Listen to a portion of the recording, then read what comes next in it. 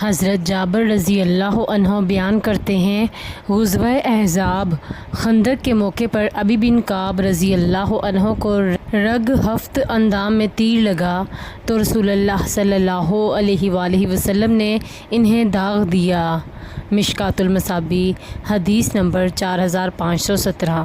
حضرت جابر رضی اللہ عنہ بیان کرتے ہیں، رسول اللہ صلی اللہ علیہ وآلہ وسلم نے فرمایا، ہر بیماری کے لیے دوائی ہے، جب دوائی بیماری کے موافق ہو جاتی ہے تو مریض اللہ کے حکم سے صحت یاب ہو جاتا ہے۔